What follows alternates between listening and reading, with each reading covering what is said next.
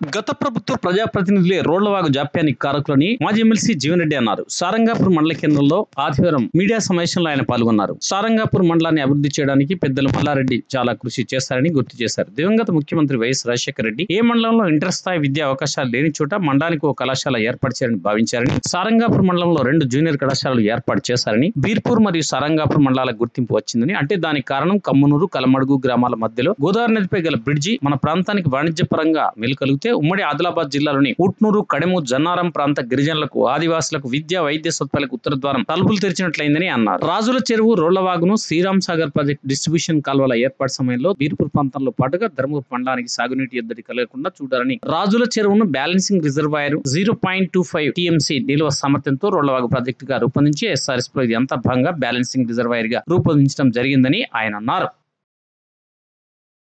అప్పుడు ఉమ్మడి కరీంనగర్ జిల్లాలోనే గుర్తింపు వచ్చే విధంగా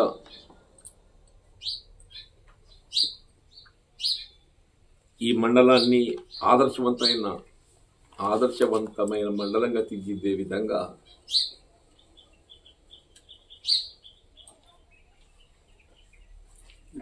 పెద్ద మల్లారెడ్డి గారు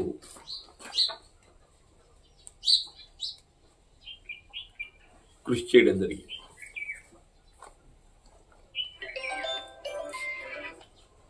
వాస్తవంగా వైఎస్ రాజశేఖర రెడ్డి గారు ముఖ్యమంత్రి ఉండగా ఏ మండలంలోనైతే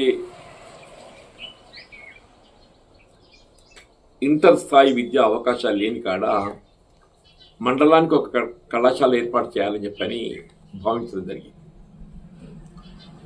అప్పుడు ఏదైతే సారంగపూర్ మండల కేంద్రం కాబట్టి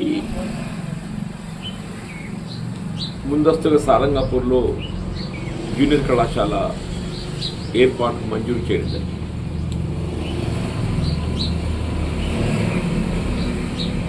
తదుపరి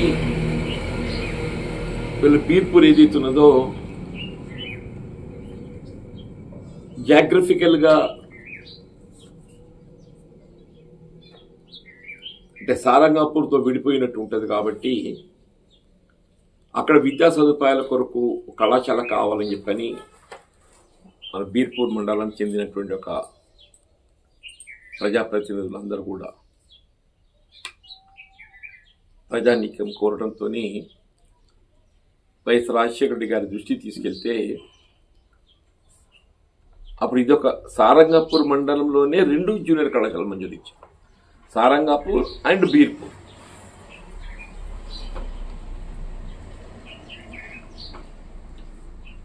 ఈ 2 జూనియర్ కళాశాలలు కూడా సొంత భవనాల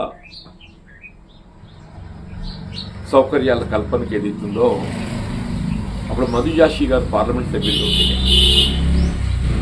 బిట్వీన్ 2009 to 14 మధ్య కాలంలో కళాశాలలేమో 9 కంటే ముందు ఏర్పడ్డాయి.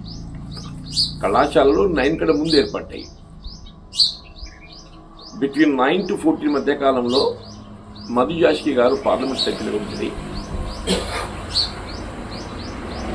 ఇప్పుడు ఈ మారుమూల ప్రాంత అభివృద్ధి అప్పుడు ఒక స్పెషల్ గ్రాంట్ వచ్చింది. తీవ్రవాద ప్రభావితమైనటువంటి ఒక ప్రాంతాలు సౌకర్యాల కల్పనకి ఏదైతే నిధులు రాష్ట్ర ప్రభుత్వం కల్పించిందో అందులో భాగంగా ఈ 2 జూనియర్ కళాశాలలకు సొంత భవనాలు ఏర్పాటు చేశారు.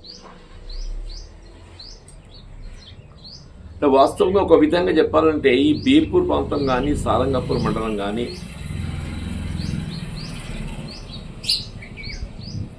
ఇవాళ గుర్తింపుకు రావడం జరిగిందంటే ఇప్పుడు ఈ కమ్మనూరు, కలమడుగు వంతెన ప్రధానమని చెప్పిన భావించక తప్పదంటుంది.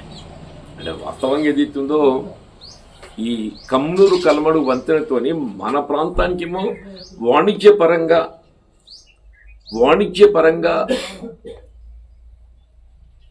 మనకు మేలు అనుకుంటే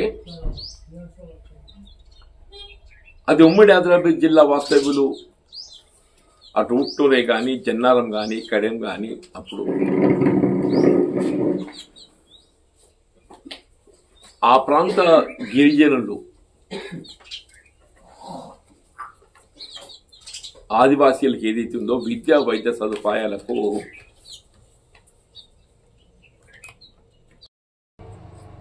బీఆర్ఎస్ ప్రభుత్వ హయాంలో కూడా ఏదైతే ఉందో ఒక ప్రతిపక్ష పార్టీగా ప్రభుత్వంపై ఒత్తిడి తెచ్చే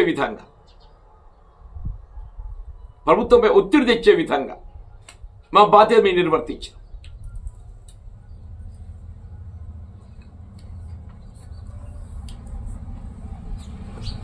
తిరిగి మళ్ళీ వాళ్ళ కాంగ్రెస్ ప్రభుత్వం అధికారం రావడంతో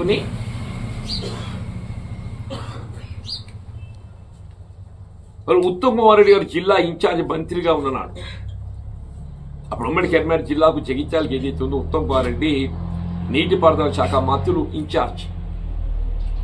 వారి దృష్టికి ఈ సమస్య తీసుకోవడంతో గత ప్రభుత్వంలో ఏవైతే బిల్స్ పెండింగ్ ఉండేనో వాస్తవంగా పనుల్లో నిలిచిపోవటానికి కారణము పెండింగ్ బిల్స్ చెల్లింపలేకపోవడం. ఒకటి వాళ్ళకి 30 కోట్ల రూపాయల బిల్లులు చెల్లింపు చేసినాం.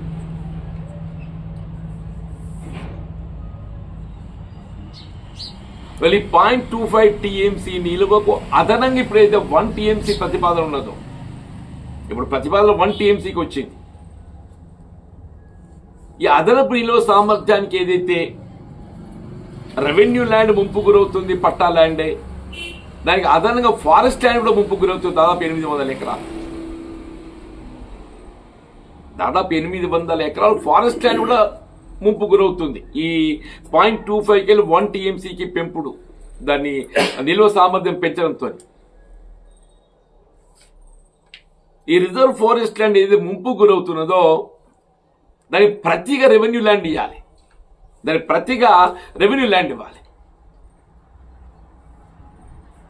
ఆ ప్రతిగా రెవెన్యూ ల్యాండ్ ప్రతిపాదించడం లోపల చొరవ చూపెట్టలేకపోవడంతో అప్పటి ప్రాతినిధ్యం ఏదైతుందో చొరవ చూపెట్టలేకపోవడంతో ఈ డీలేకి జాప్యమే.